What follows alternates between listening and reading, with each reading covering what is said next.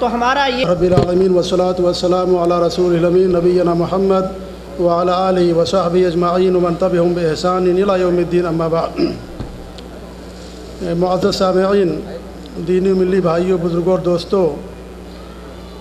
یہ ہمارے اس سالانہ پروگرام کی یہ تیسری نشست ہے جو آپ کے سوالات کے جوابات کے لیے مخصوص کی گئی ہے۔ اس نشست میں آپ کے سوالوں کا جواب دینے کے لیے دو قابل احترام اور نہایت ہی معروف و مشہور شخصیتیں تشریف فرما ہیں۔ میری مراد فضیلت الشیخ محمد منیر قمر صاحب سے ہے اور دوسرے شیخ مقصود الحسن فیضی صاحب، جو آپ کے سوالوں کا جواب دینے کے لیے یہاں پر حاضر ہوئے ہیں اور انشاءاللہ کتاب و سنت کی روشنی میں آپ کے جوابات دیے جائیں گے۔ میرے عزیز ساتھیوں، قبل اس کے کہ میں اس برنامج کو یا اس پروگرام کو آگے بڑھاؤں، ایک نہایت ہی اہم اعلان جس کا شروع ہی میں اعلان کیا جا چکا ہے، پھر کر دینا بہتر اور ضروری سمجھتا ہوں۔ وہ اعلان یہ ہے کہ جبیل دعویٰ سینٹر کی طرف سے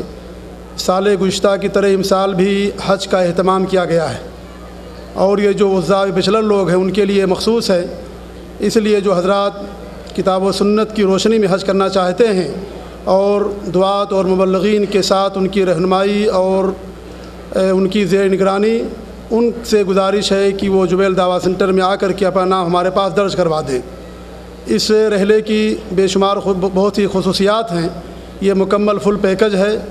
اور راستے کو چھوڑ کر کے منی میں اور اس طریقے سے عرفات میں بھی آپ کے لیے خیمے کا اور تینوں ٹائم کھانے کا، مدینے میں ہوٹل کا اور وہاں بھی کھانے کا اہتمام کیا گیا ہے۔ اور سب سے بڑی جو خصوصیت وہ یہ ہے کہ انشاءاللہ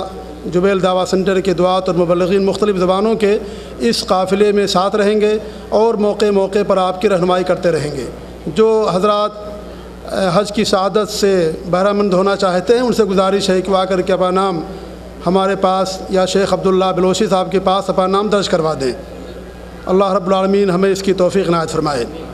میرے عزیز ساتھیوں، سوال کی بہت زیادہ اہمیت ہے۔ جو شخص کوئی تقریر سنتا ہے یا کوئی کیسٹ سنتا ہے تو اس کے ذہن میں کچھ سوالات اور کچھ خلش پیدا ہوتی ہے جس کو دور کرنا، جس کا جواب دینا بہت ضروری ہوتا ہے۔ اسی ناحیے سے اور اسی اہمیت کے پیش نظر اس نشست کا اہتمام کیا گیا ہے۔ اور جیسا کہ جانتے ہیں کہ سوال کے کچھ آداب ہیں، انہی آداب میں سے سب سے پہلا ادب یہ ہے کہ ہمیں ایسے سوال کرنے چاہیے جو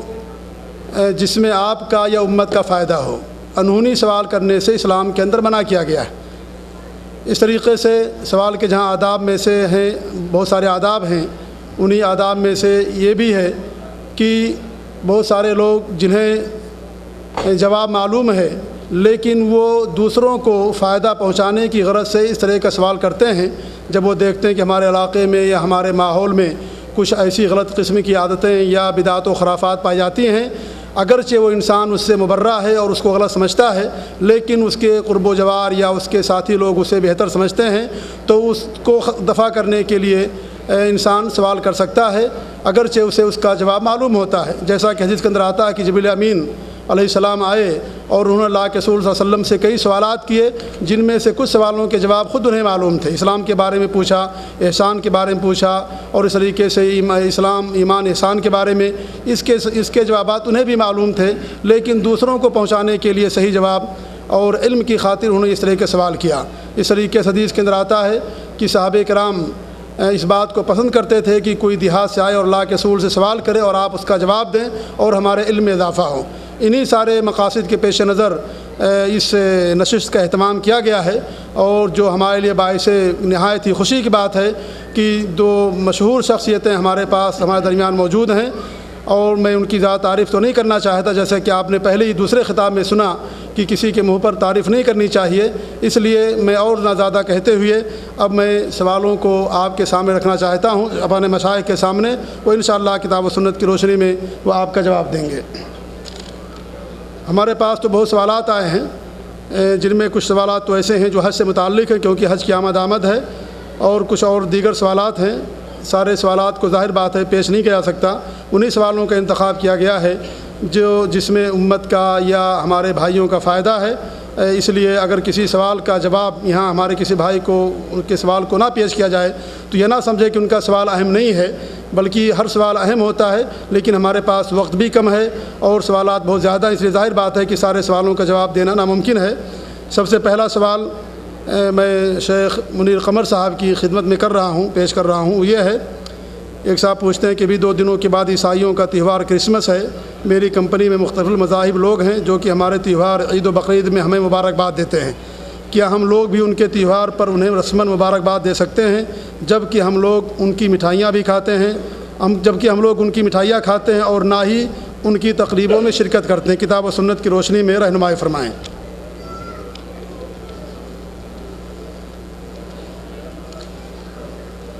ان الحمد للہ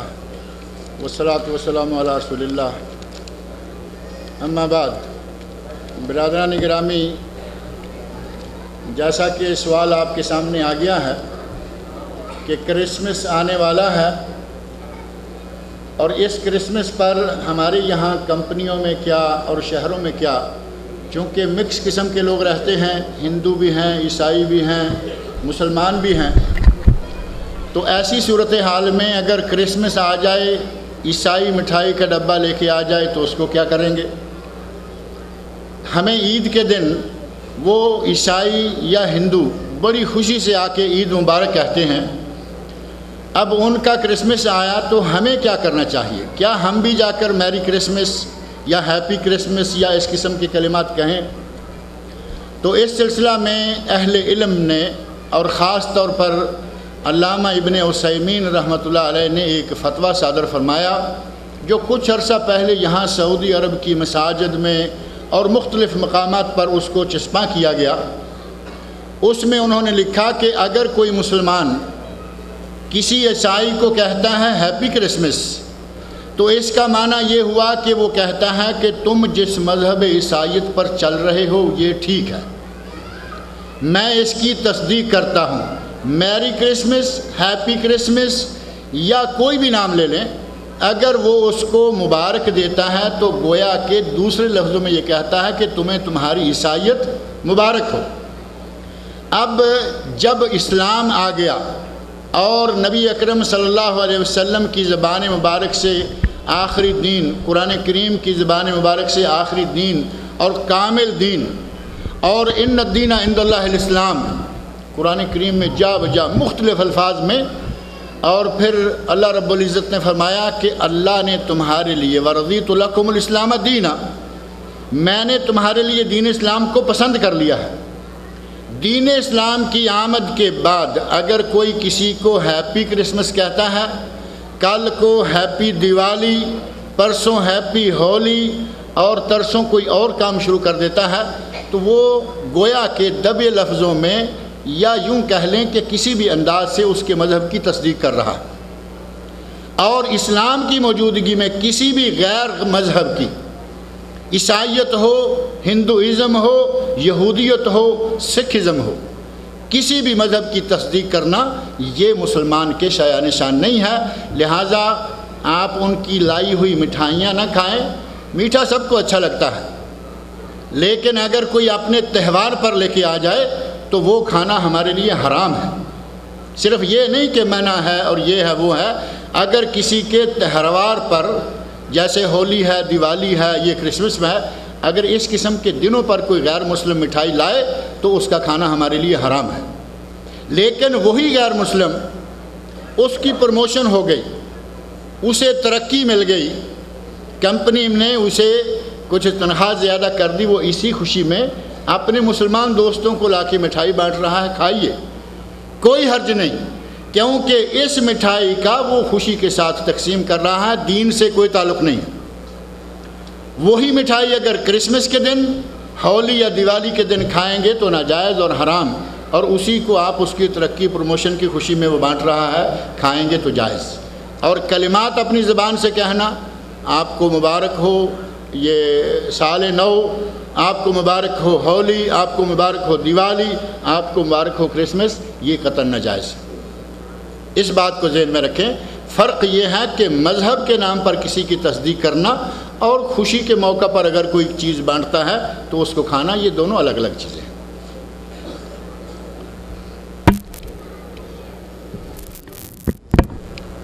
جزاک اللہ خیراً۔ دوسرا سوال شیخ کی خدمت پیش کیا جا رہا ہے، اور اس سوال کا بھی شیخ سے تعلق ہے، کیونکہ اس موضوع پر شیخ کی کتاب بھی ہے قربانی کے مسائل، اور سائل جو پوچھنا چاہتا ہے وہ یہ ہے کہ کیا قربانی کے لیے بھینس جائز ہے؟ بعض حضرات بھینس کی قربانی صحیح کہتے ہیں، براہ کرم صحیح رہنمائی فرما، جزاک اللہ خیراً۔ قربانی کے لیے جو جانور قرآن کریم میں اور نبی اکرم صلی اللہ علیہ وسلم کی احادیث میں جن جانوروں کا ذکر آیا ہے ان میں بھینس کا ذکر نہیں ہے، اور بھینس کے لیے عربی کا لفظ جو جاموس ہے وہ آپ قرآن کریم کھول کر دیکھ لیں، نبی صلی اللہ علیہ وسلم کی احادیث دیکھ لیں، بلکہ اگر یہ کہا جائے کہ عربوں میں جاموس ہوا ہی نہیں کرتی تھی تو یہ بھی وجہ ہے۔ یہی وجہ ہے کہ بھینس کا یا جاموس کا ذکر قربانی کے جانوروں میں نہیں آیا۔ یہی وجہ ہے کہ نہ صرف مختلف مسالک بلکہ خاص ایک ہی مسلک کے علماء میں بھی کوئی کہتا ہے کہ بھینس قربانی دی جا سکتی ہے اور کوئی کہتا ہے کہ نہیں دی جا سکتی۔ پاکستان کے، ہندوستان کے، بلکہ بر صغیر کے، متحدہ بر صغیر کے علماء میں سے بڑے بڑے علماء ایسے ہیں جو بھینس کی قربانی کو جائز نہیں سمجھتے، اور دوسری طرف بڑے بڑے علماء وہ ہیں جو کہتے ہیں کہ بھینس کی قربانی دی جا سکتی ہے، اور بھینس کی جب زکوٰۃ کا وقت آتا ہے تو فقہا کہتے ہیں کہ اس کو گائے کے قائم مقام قرار دیا جائے۔ تو وہ کہتے ہیں کہ جب زکوٰۃ لینے کا وقت آیا تو گائے کے قائم مقام، اور جب قربانی دینے کا وقت آیا تو کہا کہ اس کی قربانی جائز نہیں ہے، چونکہ بھینس حلال ہے اور قد و قامت کے اعتبار سے بھی گائے کے تقریباً برابر ہی ہوتی ہے، لہٰذا جن اہل علم نے یہ کہا کہ جائز ہے ان کا استدلال اس طرح ہے کہ اس کو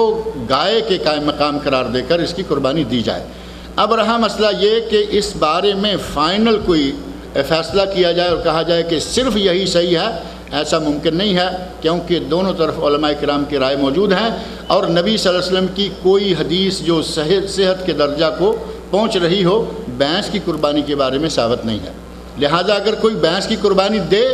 تو اس کے گلے نہ پڑیں، اور اگر کوئی نہیں دیتا، جائز ہی نہیں سمجھتا، تو اس کے بھی گلے پڑنے والی کوئی بات نہیں ہے۔ جس کا جن دلائل پر اطمینان ہو اس پر وہ عمل کر سکتا ہے۔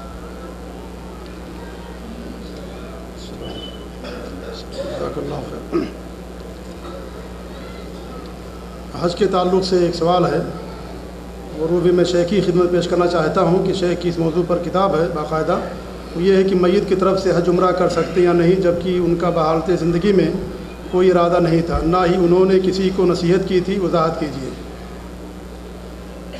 میت کی طرف سے حج کرنے کے بارے میں نبی اکرم صلی اللہ علیہ وسلم کی احادیث میں بصراحت یہ باتیں موجود ہیں۔ کسی نے پوچھا کہ میری والدہ پر، کسی نے اپنی بہن پر، کسی نے اپنے باپ پر، کسی نے اپنے بھائی پر، 4 قسم کی احادیث ہیں کہ میرے والد پر حج فرض ہو چکا ہے لیکن وہ سواری پر بیٹھا نہیں رہ سکتا۔ ایک نے کہا کہ میری بہن نے نظر مانی تھی کہ حج کروں گی لیکن وہ حج نہیں کر سکی۔ ایک نے کہا کہ میری والدہ پر حج ہے لیکن اس نے حج نہیں کیا۔ مختلف حدیث موجود ہیں، ان کا مجموعی مفاد یہ ہے کہ اگر کوئی کسی فوت شدہ کی طرف سے حج کرتا ہے تو اس کے لیے بھی دلیل صحیح حدیث میں موجود ہے، اور اس نے اگر حج کرنے کی نیت نہیں کی تھی، کسی کو وصیت نہیں کی تھی، لیکن اگر کوئی احسان کرنا چاہتا ہے کہ میری والدہ ہے، میری بہن ہے، میرا فلاں عزیز ہے، اگر کوئی اس کی طرف سے حج کرتا ہے تو اس کا حج کرنا جائز ہے، اور یہ اس پر واجب نہیں ہوگا بلکہ محض احسان کے نقطہ نظر سے ہوگا، اس نے وصیت کی ہو یا نہ کی ہو، اور حج بدل جائز ہے، اس میں کسی کو شک نہیں ہے۔ بلکہ جو چیز تھوڑی سی توجہ طلب ہے وہ ہے عمرہ بدل کی۔ ہمارے یہاں بہت زور شور سے اس چیز کا رواج ہے کہ عمرہ کریں، ایک سفر میں جائیں، بے شمار عمرے کر لیں، دادا کا عمرہ، چاچا کا عمرہ، پھوپھی کا عمرہ، خالہ کا عمرہ، اور 2-3 دن کے اندر عمرے کی لائن لگا دیتے ہیں، جبکہ کسی بھی صحیح حدیث میں اکیلے الگ سے عمرہ بدل کا کوئی ثبوت نہیں ملتا۔ حج کے ساتھ عمرے کا ثبوت موجود ہے، لیکن علماء کہتے ہیں دلیل کے طور پر کوئی واضح دلیل موجود نہیں ہے، لیکن علماء کہتے ہیں کہ کرنا چاہیے۔ یہ مسئلہ ہے ایک الگ کہ کرنا چاہیے، جیسا حج ہے ویسا ہی عمرہ ہے، جس طرح کے مناسک حج کے ہیں اسی سے ملتے جلتے عمرہ کے ہیں، لہذا کرنا چاہیے۔ یہ محض حج پر قیاس کرتے ہوئے کہا جاتا ہے سری دلیل میری نظر سے کوئی نہیں گزری۔ جہاں تک تعلق ہے حج بدل کا، احادیث موجود ہیں اور وہ جائز ہے۔ جزاک اللہ خیرا۔ شیخ مقصود صاحب آ چکے ہیں، اب ان کی خدمت میں ایک سوال رکھنا چاہتا ہوں، وہ یہ ہے کہ کیا سالگرہ منانا جائز ہے یا نہیں جائز ہے؟ کتاب و سنت کی روشنی میں براہ کرم اس کا جواب دیں۔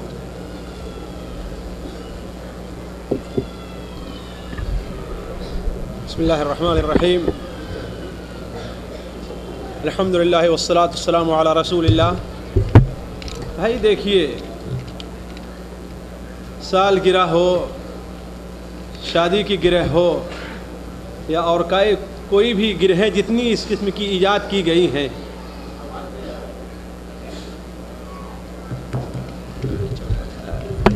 کہنے کا مطلب یہ ہے کہ خواہ سال گرہ ہے یا اپنا میرج ڈے ہے یا اور کتنے بھی ڈے جو نکل چکے ہیں، شرعی طور پر اصل میں ساتھیوں اس کی کوئی حقیقت نہیں ہے، کہیں بھی سے اس کا ثبوت پیش نہیں کیا جا سکتا اور نہ ہی اس کا ثبوت ہے۔ اصل میں یہ چیز لی کہاں سے گئی ہے؟ یہ چیز اصل میں غیر مسلموں یا غیر قوموں کی مشابہت میں یہ چیزیں لی گئی ہیں۔ اب اگر یہ چیز ہم غیر مسلموں کی تقلید میں لیتے ہیں تو اس قسم کی چیزوں کے غیر شرعی بلکہ ناجائز ہونے کی دو بڑی اہم وجہیں پائی جاتی ہیں۔ پہلی وجہ تو یہ ہے کہ اس میں غیر قوم کی مشابہت پائی جا رہی ہے، اور اللہ کے رسول صلی اللہ علیہ وسلم نے متعدد احادیث میں ہمیں اور آپ کو غیر قوم کی مشابہت سے منع فرمایا ہے۔ من تشبہ بقوم فہو منہم، لا تشبہوا بالیہود، لا تشبہوا بالمجوس، اس قسم کے الفاظ احادیث میں کثرت سے وارد ہیں۔ حتیٰ کہ ساتھیوں یہ بڑا اہم مسئلہ ہے کہ مشابہت سے متعلق ہم اور آپ بڑی غفلت کے اندر ہیں، جبکہ مشابہت کا معنی اور مفہوم صرف کسی ایک چیز کے اندر محدود نہیں ہے، بلکہ اللہ کے رسول صلی اللہ علیہ وسلم فرمان یہاں تک ہے خالفو مخالفت کرو۔ الفاظ کیا ہیں؟ اعداء یا کچھ ہے کہ بکل ما استطعتم، اللہ کے دشمنوں کی مخالفت ہر طریقے سے تم کرو، جس طریقے سے بھی ہو سکے، وہ عادات میں ہے، عبادات میں ہے، اخلاق میں ہے، عقائد میں، جس چیز میں بھی ہو۔ تو پہلی چیز تو اس قسم کی جو سالگرہ اور یہ منائی جاتی ہے، اگر شرعی کوئی قباحت نہ ہو دوسرے لحاظ سے، تو اس لحاظ سے بہت قبیح اور بری چیز ہے کہ یہ ساری چیزیں ہم نے کن سے لی ہے؟ غیر قوموں سے لی ہے، جو اس کے ایک ناجائز اور حرام ہونے کے لیے کافی ہے۔ دوسری چیز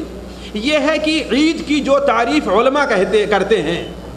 عید کی جو تعریف علماء کرتے ہیں کہ سال میں، مہینے میں، ہفتے میں کسی ایک دن کو متعین کر لینا جو ہر سال ویسے ہی کیا جائے، اور اس دن میں کہیں ایک جگہ پر اکٹھا ہونا اور اکٹھا ہو کر کے کچھ مخصوص اس وقت کام کیے جائیں، یہی چیز عید ہے۔ ذرا غور کریں گے، سال میں، ہفتے میں، مہینے میں ایک جگہ اکٹھا ہونا، ایک تاریخ کو یا ایک دن کو متعین کر لینا اور اس دن اکٹھا ہو کر کے کچھ مخصوص کام انجام دیے جائیں، یہی چیز کیا ہے؟ عید ہے۔ اور عید کا معاملہ شریعت کے اندر خالص شرعی ہے، کسی کو بھی اپنی طرف سے کسی بھی قسم کی کسی عید کے ایجاد کرنے کی اجازت قرآن میں اور حدیث کے اندر موجود نہیں۔ عید ہمارے لیے اللہ تعالیٰ نے صرف دو رکھی ہے سال میں، اور ایک عید ہفتے میں رکھی ہے، وہ جمعہ کا دن ہے۔ اس کے علاوہ اب کوئی یوم جمہوریہ منائے، اقبال ڈے منائے، گاندھی جینتی منائے، جناح ڈے منائے، یا سمجھیے کہ یہ کہہ لیجیے کہ یوم پیدائش منائے، ہے نا، یوم زواج منائے، کوئی بھی چیز منائے، اس کی شریعت کے اندر کوئی اجازت نہیں ہے، اور سارا کا سارا یہ کام عید کے حکم میں آتا ہے، گویا آپ نے اپنی طرف سے ایک عید ایجاد کر لی۔ تو کہنے کا مطلب اس کے اندر یعنی یوم پیدائش چونکہ عام ہے اور عورتوں میں بڑی کثرت سے یہ چیز پائی جاتی ہے، اس لیے ہم نے اس کی تھوڑی سی وضاحت کی، جبکہ سوال جواب میں اتنی وضاحت کی گنجائش نہیں رہتی ہے، محض اسی لیے ہم نے وضاحت کی کہ سمجھنے کی کوشش کریں کہ اس کے غیر مشروع ہونے کی کیا وجہ ہے۔ جسے ہم نے کہا دو وجہ ہے، ذرا اس پر غور کر لیں گے۔ ایک تو غیر قوم کی مشابہت، دوسرے ہے کہ ہم نے اسے عید کا دن قرار دیا، اور عید کو اپنی طرف سے کسی بھی دن کو عید قرار دینے کی شریعت نے اجازت نہیں دی ہے۔ حالانکہ ذرا سنیے، فتح مکہ اور غزوہ بدر سے بڑھ کر کے مسلمانوں کی خوشی کا کوئی اور دن نہیں ہو سکتا، جسے قرآن میں اللہ نے یوم فرقان کا اور فتح مبین کا نام دیا،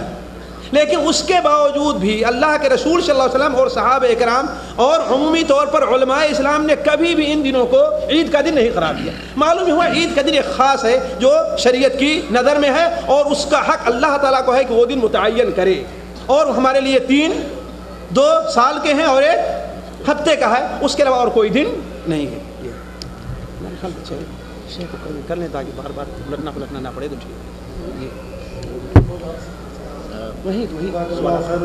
اس موضوع پر شیخ کی کتاب یہ دوستی اور دشمنی کا معیار غالباً یہ عنوان ہے، یا اسے ملتا جلتا، اور بڑی ہی مشہور کتاب ہے اور بہت ہی اہم تصنیف ہے شیخ کی اس موضوع پر۔ غالباً مارکیٹ کے اندر یہ موجود ہوگی وہ کتاب، اس کتاب کو بہرحال ہر مسلمان کو ایک بار ضرور پڑھنا چاہیے۔ ایک سوال ہے تقدیر سے متعلق، وہ پوچھتے ہیں کہ تقدیر دعاؤں سے بدلتی ہے، جیسا کہ ایک حدیث کے اندر موجود ہے کہ کوئی چیز تقدیر سے نہیں بدل سکتی، کوئی چیز تقدیر کو نہیں بدل سکتی مگر دعا۔ لیکن میں نے قرآن میں سورہ حدید میں پڑھا ہے کہ اللہ تعالیٰ کا فرمان ہے کہ کوئی مصیبت زمین پر اور خود تم پر اس وقت نہیں آتی حتیٰ کہ اس سے پہلے کتاب میں لکھا جا چکا ہے، لوح محفوظ میں نازل کرنے سے پہلے۔ تو کیا اس آیت سے یہ سمجھنا چاہیے کہ ہماری تقدیر پہلے سے اللہ لوح محفوظ میں لکھ دی ہے، تو پھر ہمیں دعا وغیرہ کرنے کا کیا فائدہ ہوگا؟ براہ مہربانی اس کا جواب دیں۔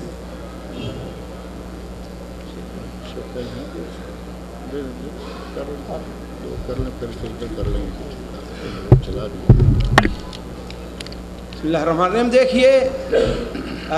علماء نے اس حدیث کو صحیح قرار دیا ہے، اور وہ حدیث صحیح ہے بھی، کہ الانسان کی تقدیر اس کی دعاؤں سے بدل جاتی ہے، اور علامہ اقبال کا مشہور شعر ہے کہ نگاہ مرد مومن سے بدل جاتی ہیں تقدیریں۔ بعض لوگ اس کو پڑھتے ہیں دعائے مرد مومن سے، حالانکہ علامہ اقبال کا شعر نگاہ مرد مومن سے بدل جاتی ہیں تقدیریں۔ اور وہ جو قرآن مجید کا آپ نے حوالہ دیا ہے وہ بھی اپنی جگہ مسلم ہے، اس کے اندر کوئی شبہ نہیں ہے، اور یہ بات صرف اسی مسئلے سے متعلق نہیں، عمومی طور پر مسئلے سے متعلق ہمیں اور آپ کو ذہن میں رکھ لینا چاہیے کہ کوئی بھی اگر صحیح حدیث ہے تو وہ قرآن سے ٹکراتی نہیں ہے، وہ قرآن کے خلاف نہیں ہے۔ اب اگر کہیں ظاہر میں ہمیں کوئی اختلاف پایا جاتا ہے تو وہ گویا ہمارے خیال، ہماری سمجھ کا فرق ہے کہ ہم اسے اچھی طریقے سے سمجھ نہیں سکے۔ تو ہمیشہ اس چیز کو ذہن میں رکھیں، ایک مومن کا دل بالکل مطمئن ہونا چاہیے کہ ہاں بھائی یہ چیز صحیح ہے، یہ چیز حق ہے، اگر ہماری سمجھ میں آتی ہے تو ٹھیک، اور نہیں سمجھ میں آتی ہے تو ہمیں اس پر کوئی اعتراض نہیں ہے۔ سر تسلیم خم ہے جو مزاج یار میں آئے، جو اللہ کے رسول نے فرما دیا صحیح ثابت ہو گیا، اس میں کوئی سی چون چرا کی ضرورت نہیں ہے۔ یہ تو پہلی بات ہوئی۔ دوسری بات یہ ہے کہ علماء اس کی اس طریقے سے تصریح کرتے ہیں کہ دیکھیے، آپ کی تقدیر میں بھی یہ لکھا جا چکا تھا کہ آپ کے دعا سے یہ چیز بدل جائے گی، یہ چیز بھی آپ کی تقدیر میں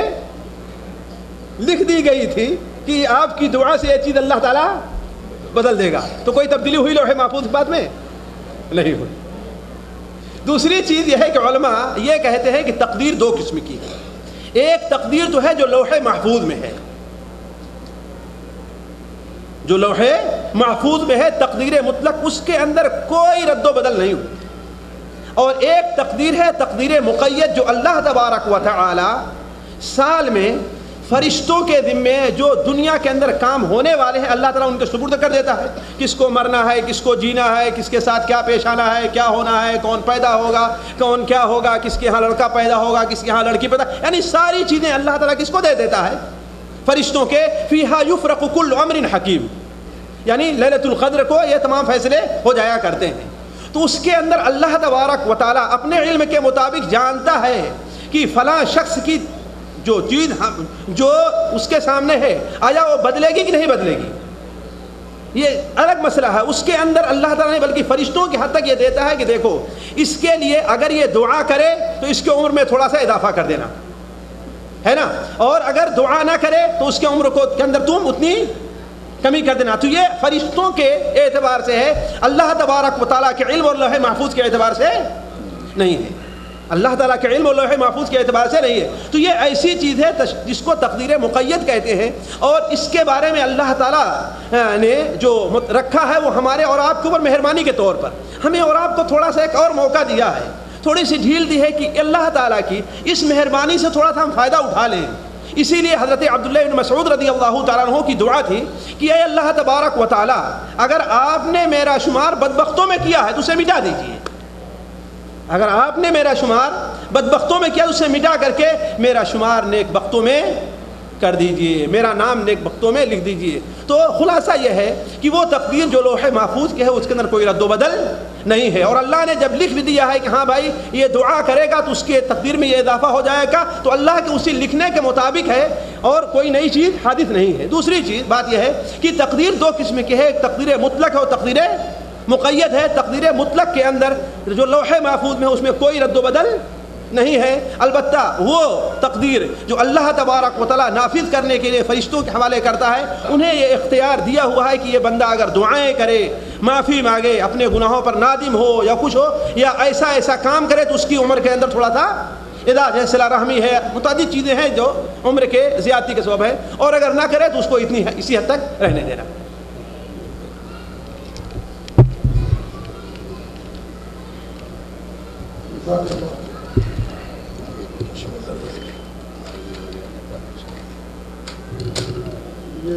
یہ سوال شیخ منیر قمر صاحب کی خدمت میں پیش کیا جا رہا ہے. اگر جنہوں نے پاکستان ہی کے تعلق سے لکھا, لیکن جو سوال ہے وہ تقریباً ہر جگہ پایا جاتا ہے, وہ یہ ہے کہ پاکستان میں کچھ لوگ منہ بند کر کے ناک کے ذریعے اللہ کا ورد کرتے ہیں, یہ جائز ہے یا ناجائز ہے؟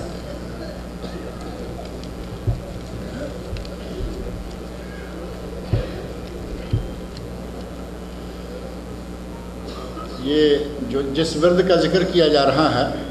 یہ پاکستان میں ہی نہیں, یہ اب مختلف جگہوں پر پھیلا ہوا ہے, اور کئی مسائل ایسے ہیں کہ جن کا آغاز پاکستان سے ہوا وہ اس وقت دنیا کے مختلف ملکوں میں پہنچے ہوئے ہیں.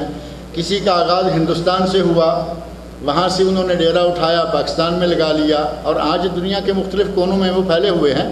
غرض اس سے نہیں ہے کہ وہ کام کہاں ہو رہا ہے, اصل چیز یہ ہے کہ کیا وہ کام سنت کے مطابق ہو رہا ہے یا نہیں.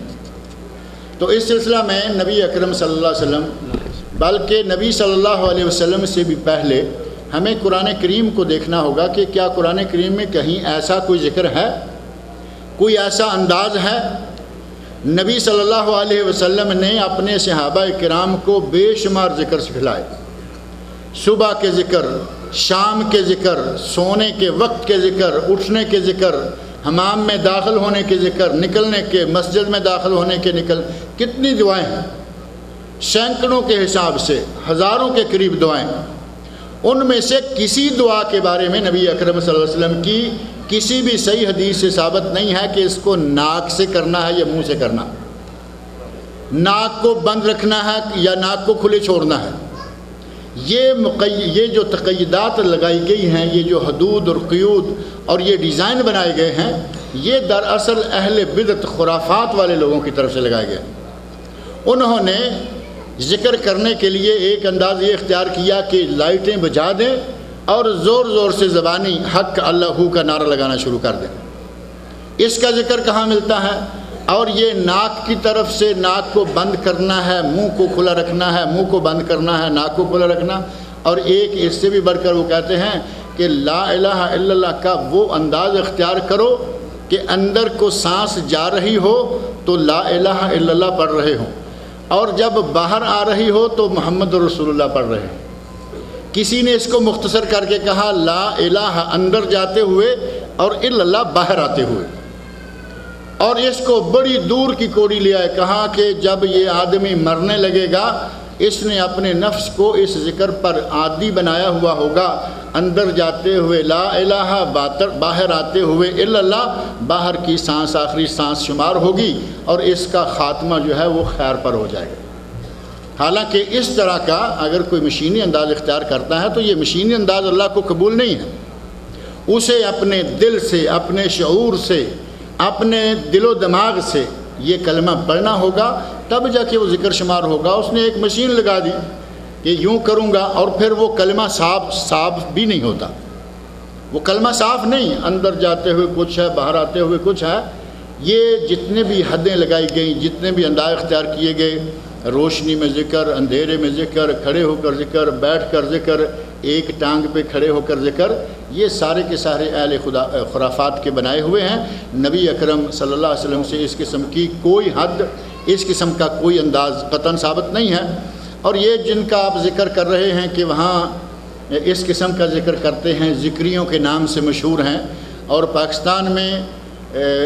کوئٹہ بلوچستان کے علاقے میں خاص طور پر ذکری نام کا ایک فرقہ بڑے زور سے اٹھا تھا، لیکن اپنی موت مرتا ہوا نظر آ رہا ہے، کیونکہ الحمدللہ جن لوگوں کے پاس کتاب اللہ ہے، سنت رسول صلی اللہ علیہ وسلم ہے، وہ ان لوگوں کے جھانسے میں آنے والے نہیں ہیں۔ انہوں نے ایک پہاڑی کو جس کا نام ہے کوہ مراد، اس پہاڑی کو انہوں نے بیت اللہ قرار دے رکھا ہے، اور اسی کے گرد وہ چکر لگا کے وہیں اپنا طواف بھی پورا کر لیتے ہیں۔ اگر اس قسم کے بد عقیدہ لوگوں سے کوئی اس قسم کی عجیب حرکت میں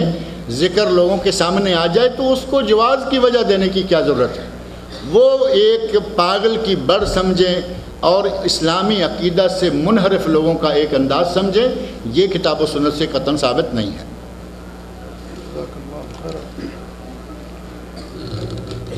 یہ سوال شیخ مقصود صاحب کی خدمت میں پیش کیا جا رہا ہے، اور یہ ہے کہ اگر میاں بیوی میں آپس میں نہ بنتی ہو اور شوہر اس کو ستاتا ہو اور طلاق دینا نہیں چاہتا، تو ایسی حالت میں کیا بیوی طلاق لے سکتی ہے؟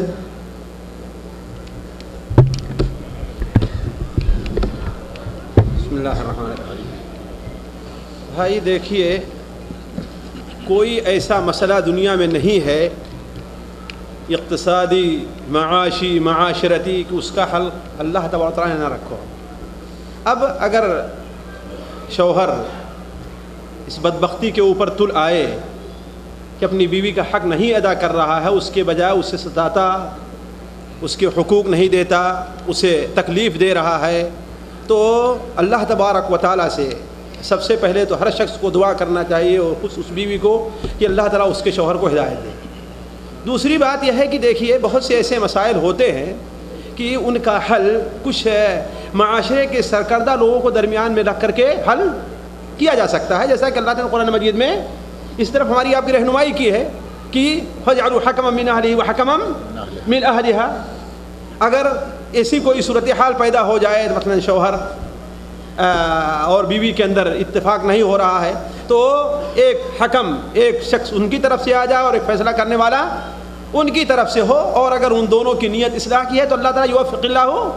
بینہما، اللہ تعالیٰ ان کے درمیان اصلاح پیدا کر دے گا۔ لیکن بفرض اگر ایسی کوئی صورت نہیں بن پا رہی ہے اور شوہر اپنی ضد کے اوپر اڑا ہوا ہے، تو عورت پہلے تو کچھ لوگوں کو بیچ میں رکھ کر کے یا اپنے طور پر مطالبہ کرے کہ ہاں بھائی چلو میرا راستہ چھوڑ دو، میرا راستہ چھوڑ دو، اور اگر وہ اس پر بھی راضی نہیں ہو رہا ہے تو دوسری چیز جو اصل میں ہمارے خیال سے وہ پوچھنا چاہتی ہیں وہ یہ ہے کہ خلا کا مسئلہ، یعنی اس سے خلا کرا سکتی ہے کہ نہیں، اس میں کیا صورتحال ہوگی؟ یہ ہے کہ عورت شوہر سے کہتے بھائی ہمیں جو آپ کو مہر دینا ہے، آپ کو جو مجھے مہر دینا ہے مجھے معاف کرتی ہوں، آپ میرا راستہ چھوڑ دیجئے، آپ میرا راستہ چھوڑ دیجئے، یا مزید ہم مہر کے علاوہ آپ کو اتنا کچھ ہم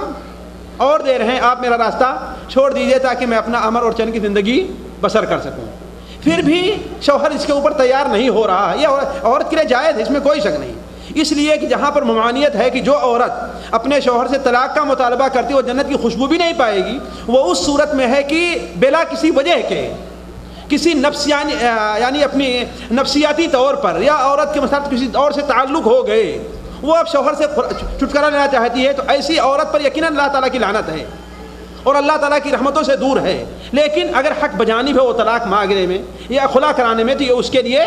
جائز ہے، بلکہ میں تو یہ کہوں گا کہ اگر اسے اپنے دین کا خطرہ ہے ایسے شوہر کے ساتھ رہ کر کے، تو اس کے لیے تو بہتر ہے کہ وہ چھٹکارا حاصل کرے۔ پھر بھی اگر آخری صورت یہ بنتی ہے کہ اگر شوہر یہ بھی پر بھی تیار نہیں ہے خلا دینے کے لیے بھی، تو جہاں پر اگر اسلامی کورٹ ہو اس کے ذریعے عورت قاضی کے ذریعے، حکومت کے ذریعے اپنا چھٹکارا اس سے حاصل کر لیتی ہے۔ اس بارے میں قاضی جو فیصلہ کرے گا اس کا فیصلہ مانا جائے گا، لیکن جہاں اسلامی حکومت نہ ہو تو میں ہمیشہ سے کہتا ہوں، اور ہم نے اپنی کتاب میں لکھا بھی ہے کہ ہر جگہ جہاں مسلمان رہتے ہیں ایک علاقائی طور پر ان کی اپنی ایک کمیٹی ہونی چاہیے، وہ اپنا ایک امیر اس میں سے متعین کریں جو کم سے کم ان کے شرعی معاملات کا فیصلہ کرے، تاکہ ان معاملات کو ان کافرانہ اور طاغوتی نظام کے تحت پاس نہ لے جانا پڑے جو شریعت کے خلاف فیصلہ کرتے ہیں۔ تو اگر ایسے مسلمانوں کو ایک کمیٹی ہے، کسی کو اپنا امام صاحب امیر مان لیا ہے، اپنا چودھری مان لیا ہے، وہ جمع ہو کر کے صورتحال کو دیکھیں، اگر فیصلہ کرتے ہیں تو یہ بھی فسق کی ایک صورت ہے، اسے شریعت کے نام فسق کہا جاتا ہے۔ جی ہاں،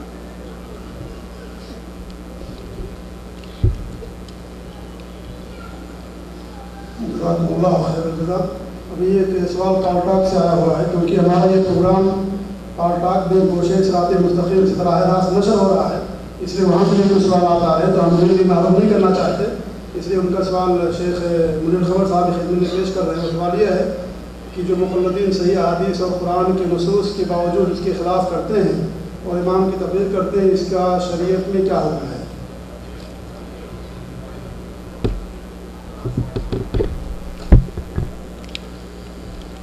جہاں تک شریعت کے حکم کی بات ہے، وہاں مقلدین ہوں یا چاہے کوئی بھی ہو، اس کو اتباع کس کی کرنی ہے، یہ قرآن کریم نے بالکل دو ٹوک بیان کر دیا ہے، اور اطیع اللہ و اطیع الرسول یہ کلمات کہہ کر فرما دیا اللہ رب العزت نے کہ یا اللہ کی اطاعت کرو، اللہ کی اطاعت کرو اور اس کے رسول صلی اللہ علیہ وسلم کی اطاعت کرو۔ اگر کہیں اختلاف ہو جائے، فَإِن تَنَازَعْتُمْ فِي شَيْءٍ فَرُدُّوهُ إِلَى اللَّهِ وَالرَّسُولِ، اگر کہیں اختلاف ہو گیا، تنازع ہو گیا، تو اس تنازع کو حل کرنے کے لیے اللہ رب العزت نے وہ طریقہ بھی بتا دیا۔ اب یہاں طریقہ تنازع کو حل کرنے کا کیا ہے کہ اسے کتاب اللہ اور سنت رسول پر پیش کرو۔ ہمارے جتنے بھی فقہا یا جتنے بھی مذاہب اس وقت اسلام کے نام سے موجود ہیں دنیا میں، ان کا جب بھی کسی معاملے میں جھگڑا ہوتا ہے، اگر قرآن کے اس انداز کو اپنا لیں جو اللہ رب العزت نے بتایا ہے، فَإِن تَنَازَعْتُمْ فِي شَيْءٍ فَرُدُّوهُ إِلَى اللَّهِ وَالرَّسُولِ، اگر اللہ رسول کی طرف ہم رجوع کرنا شروع کر دیں تو ہمارے سارے اختلافات ہی ختم ہو جائیں۔ ہمارے اختلافات اس وقت حنفی، شافعی، مالکی، حنبلی اور وہابی اور سنی، شیعہ اور سنی، یہ اختلافات صرف اس لیے ہیں کہ ہم کتاب و سنت کی طرف رجوع نہیں کرتے بلکہ اپنے نفس کی پیروی کرتے ہیں۔ اور اگر یہ میں کہوں کہ ہم تو ائمہ اربعہ کی پیروی بھی نہیں کرتے تو یہ بیجا نہیں ہوگا، کیونکہ ہمیں نہیں معلوم کہ ائمہ اربعہ رحمۃ اللہ علیہم نے کیا کہا ہے اور ہمارا مولوی ہمیں کیا بتا رہا ہے۔ یہاں آپ بڑے بڑے علماء سے تقریریں سنیں گے، ہمارے یہاں پاک و ہند میں ایک عجیب سا ماحول بنا ہوا ہے، کوئی بھی بات امام ابو حنیفہ نے فرمایا، امام ابو حنیفہ کے فرشتوں کو بھی خبر نہیں ہوگی کہ یہ کیا بات ہے۔ کوئی بھی بات ہے، کوئی کسی امام کی طرف منسوب کر دی، نہ کوئی سند، نہ کوئی حوالہ، نہ کوئی بات، تو ہم امام ابو حنیفہ کے نہیں بلکہ اپنی مسجد کے امام کے مقلد ہوتے ہیں۔ جب اپنی مسجد کے امام کی تقلید کریں گے تو ہمارے مسائل کہاں حل ہوں گے؟ مسائل تب حل ہوں گے جب ہم کتاب اللہ اور سنت رسول کو سامنے لے آئیں گے۔ جس مسئلہ میں اختلاف ہو جائے، دو چار علماء کا، دو چار فقہا کا، ائمہ کا، قرآن کو حدیث کو سامنے لے آئیں، وہ مسئلہ حل ہو جائے گا۔ ہم نے اس طرف کبھی آنے کی کوشش ہی نہیں کی، اپنے اپنے قول میں ہر شخص بند ہے۔ اب رہا یہ کہ جو کتاب اللہ کو سامنے دیکھتے ہوئے، نبی صلی اللہ علیہ وسلم کی صحیح احادیث کو سامنے دیکھتے ہوئے ان سے انکار کرتا ہے اور جانتا ہے کہ میں کتاب اللہ اور سنت رسول کی خلاف ورزی کر رہا ہوں، اس کا اسلام سے رشتہ ہی کیا رہے گا؟ جو آدمی کتاب اللہ کی نص صریح کو جانتا ہے کہ یہ قرآن میں ہے، اسے معلوم ہے کہ یہ بات نبی صلی اللہ علیہ وسلم کی صحیح احادیث میں ہے، پھر بھی اگر وہ ان چیزوں کو چھوڑتا ہے اور کسی امام کی، کسی عالم کی، کسی فقیہ کی، کسی محدث یا مفسر کی مانتا ہے، تو اس نے تو گویا اس محدث، مفسر، امام، فقیہ کو اللہ کا شریک بنا لیا۔ اور تقلید، جو تقلید عامہ یا اندھی تقلید کو شرک کہا جاتا ہے، وہ انہی معنوں میں ہے۔ اللہ کچھ کہہ رہا ہے، اس کی نہیں مان رہے، اس کا بندہ کچھ کہہ رہا ہے، اس کو مان رہے ہیں۔ اگر یہ عمل مسلسل جاری رہے کہ کتاب اللہ سنت رسول کی جو نصوص ہیں ان کو نظر انداز کیا جاتا رہے اور ائمہ کے اقوال کو اگر وہ ہیں بھی، اگرچہ ان کی اسناد ثابت نہیں ہے، اگر مان بھی لیا جائے کہ وہ ائمہ کے اقوال ہیں، ایک آدمی امام کے قول کو مان لے، قرآن و سنت کو چھوڑ دے، اس نے امام کو گویا کہ اللہ کا شریک بنا لیا، امام کو نبی کے درجے پر فائز کر دیا، یہ مشرک بھی ہوگا اور یہ بدعتی بھی ہوگا۔ اللہ رب العزت ہمیں کتاب و سنت کو سمجھنے اور ان پر عمل کرنے کی توفیق عطا فرمائے۔ جزاک اللہ خیرا۔ ایک سوال ہے شیخ مسعود صاحب سے کہ ہمارے ملکوں میں لوگوں کے پاس پیسہ نہیں ہوتا، جس کی بنا پر بہت سارے لوگ اپنی زمین اور گھر وغیرہ دکھا کر کے بینک سے لون یا گاڑی فائننس کرا کر کاروبار کرتے ہیں، جس میں کچھ سود بھی دینا پڑتا ہے۔ ایسے کاروبار کے بارے میں کیا رائے ہے؟ جزاک اللہ خیر۔ بھائی دیکھیے، اس قسم کے سوالات سے متعلق ہمیشہ میرا ایک اپنا نقطۂ نظر ہے، وہ یہ ہے کہ اس قسم کے جو سوالات ہوں وہ جو اہل علم وہاں رہتے ہیں انہی کے سامنے صورتحال پیش کی جائے۔ یعنی کیا مطلب ہے؟ اب ایک شخص کو ایسی ضرورت درپیش ہے، آیا اس ضرورت کی حد کیا ہے؟ آیا اس ضرورت کی حد مجبوری کی ہے؟ اس ضرورت کی حد صرف اپنی تجارت کو اور آگے بڑھانا ہے اور باقی سارا کام اس کا چل رہا ہے؟ تو اس ضرورت کی حد کو پہلے ضروری ہے کہ متعین کیا جائے۔ اب اگر یہ صورتحال ہے کہ ہاں بھائی وہ ضرورت بالکل مجبوری کی حد تک ہے کہ اس کے بغیر اس کا کام چل ہی نہیں رہا ہے، اس کے بچے خطرہ ہے کہ بھوکے رہ جائیں گے، تو اب ایسی صورت میں ظاہر بات ہے کہ اسے اس چیز کے اس پر عمل کرنے کی کسی حد تک اجازت دی جا سکتی ہے۔ لیکن یہی ہم نے کہا صورتحال جب کسی کے سامنے ایسی پیش آئے، دیکھیے اس سلسلے میں کوئی عام فتویٰ دے دینے کا نتیجہ کیا نکلتا ہے کہ کچھ لوگ عالم کی جس سے بات پوچھا ہے، یعنی میں کیا ہوں لیکن مفتی سے پوچھا ہے، اس کو سمجھتے ہیں اور کچھ لوگ سمجھتے نہیں ہیں، کہتے ہیں بھائی فلاں کو تو مولوی صاحب نے اجازت دی ہے لہذا ہم بھی ایسا کر سکتے ہیں۔ نہیں، ایسی بات نہیں ہے۔ تو جس شخص کے سامنے اس قسم کو کوئی معاملہ پیش آئے، چاہے سود کا معاملہ ہے، سود کے لینے دینے کا ہے، یا اور کسی قسم کے کاروبار کا معاملہ ہے، تو وہ اپنی صورتحال مکمل رکھے اور کسی سمجھدار عالم سے جا کر کے مشورہ کرے کہ شیخ صاحب یہ صورتحال ہمارے سامنے ہے، آپ ہمارے بارے میں اس بارے میں آپ کیا فتویٰ دیتے ہیں؟ تو وہ اس کی خاص صورتحال پر نظر رکھے، پھر اس کے بعد اس کے بارے میں جو رائے قائم کرے گا اس رائے کا ایک وزن ہوگا۔ لیکن ایک عام اس بارے میں کوئی فتویٰ دے دینا یا ہم جیسے کوئی آدمی کسی عالم کا فتویٰ نقل کر دینا، میں نہیں سمجھتا کہ اس کے اندر مصلحت ہے۔ کیوں؟ اس لیے کہ اس سے لوگ ناجائز فائدہ اٹھانا شروع کریں گے کہ ہاں بھائی دیکھو فلاں نے تو اجازت دی ہے۔ تو اگر کسی بھائی کو اس قسم کی صورتحال درپیش ہو اور ہمارے ملکوں میں اس کا کوئی دوسرا بدیل نہ مل سکے، اسے کوئی دوسرا بدیل اس کا بدل نہ ہو، تو ایسی چیزیں اپنا سامنے رکھے اور کسی سمجھدار مولوی عالم کے پاس جائے اور کہے شیخ میرے بارے صورتحال یہ ہے، آپ میرے بارے میں اب کیا فتویٰ دیتے ہیں؟ تو جو فتویٰ دے اس کے مطابق وہ عمل کر لے۔ اس لیے ہمیشہ میں کہتا ہوں اس قسم کے جتنے مسائل ہیں ساتھیوں، اور ہم اپنے طلبہ علم سے بھی ہمیشہ کہتے ہیں کہ اس سلسلے میں کوئی عام بات کرنے سے گریز کرے۔ کیوں؟ اس لیے کہ لوگ اس سے ناجائز فائدہ اٹھا کر کے آپ ایک مثال کے طور پر 10% یا 5% سود لینے کی اجازت دیتے ہیں تو اس سے 50% جو ہے سود لینا شروع کر دیتا۔ تو اس قسم کی باتیں جہاں کہیں بھی ہو ساتھیوں، اس کو اپنے آپ لکھیں، اپنے سامنے مکمل صورتحال لکھیں اور اسے کسی عالم کے سامنے پیش کریں تو وہ دیکھ کر کے اس سلسلے میں کوئی فتویٰ دے گا۔ یہ میری اپنی ذاتی رائے ہے۔ جی اس سلسلہ میں تھوڑی سی بات میں اور عرض کر دوں، اللہ تعالیٰ شیخ کو جزائے خیر دے۔ کچھ مجبوریاں ہوتی ہیں اور کچھ مجبوریاں بنائی جاتی ہیں، کچھ واقعی مجبوریاں ہوتی ہیں اور کچھ مجبوریاں ہم گھڑ لیتے ہیں۔ وہ مجبوریاں جو ہم گھڑ لیتے ہیں اس کی میں 2-3 چھوٹی بڑے مختصر سے وقت میں مثالیں دے دیتا ہوں۔ ایک آدمی نے کہا کہ میں بینک سے لون لے کے اپنے گھر کو ذرا بڑا کر رہا ہوں۔ اس کے پاس گھر ہے، رہنے کے لیے رہائش سر چھپانے کے لیے معقول جگہ موجود ہے۔ اب وہ گھر بڑا کیوں کر رہا ہے؟ اس کے یہاں بچے کو بہت زیادہ نہیں ہو گئے سال کے اندر اس نے دیکھا کہ میرے پڑوس میں ایک بہت بڑا گھر تعمیر کر لیا کسی نے سعودی عرب سے آ کر۔ اس نے کہا کہ ہم بھی سعودی عرب میں رہتے ہیں، ہمارا گھر بڑا کیوں نہ؟ اس نے فوری طور پر بینک میں جا کے کچھ بھی رکھا، مکان دکھا، یہ دکھا، قرضہ اٹھایا، لون اور مکان بڑا کر لیا۔ دوسرے نے جس نے کاروبار شروع کیا ہے، اس کی دکان چل رہی ہے، اس کی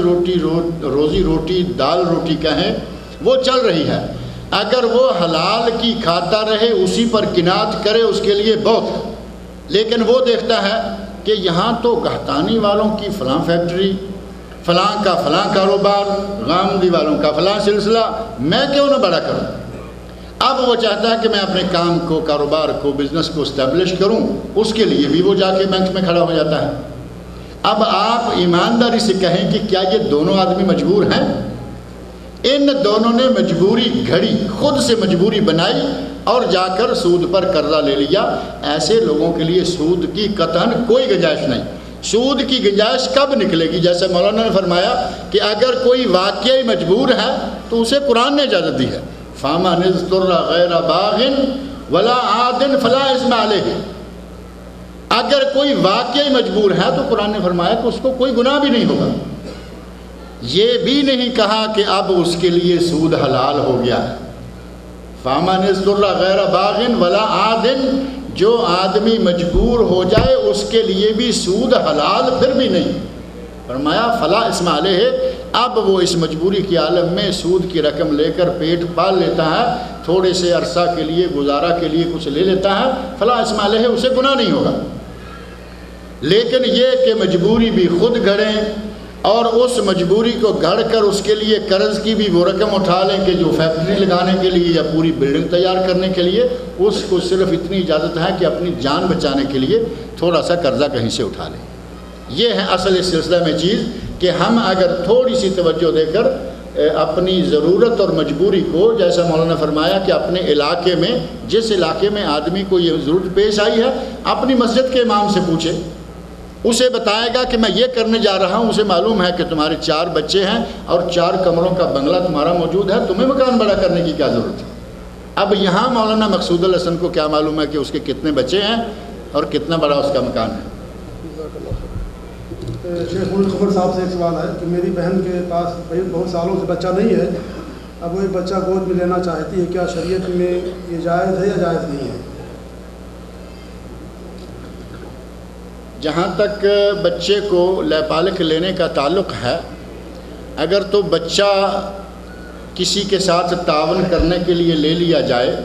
تو یہ تعاون تو جائز ہے، لیکن اگر یہ کہا جائے کہ اللہ رب العزت کے سامنے آدمی کھڑا ہو جائے کہ تو نے بچہ نہیں دیا تھا، یہ دیکھو میری گود میں بچہ کھیل رہا ہے، تو یہ بات کہاں تک جا کے پہنچتی ہے؟ بچہ تو نے نہیں دیا یہ ہے، اور دوسرا یہ کہ اس بچے کو اگر اس کے اپنے باپ کی طرف منسوب رکھا جائے تو بھی گنجائش ہے، ایسا بھی ہم نہیں کرتے۔ بچہ لیا پاکستان میں، انڈیا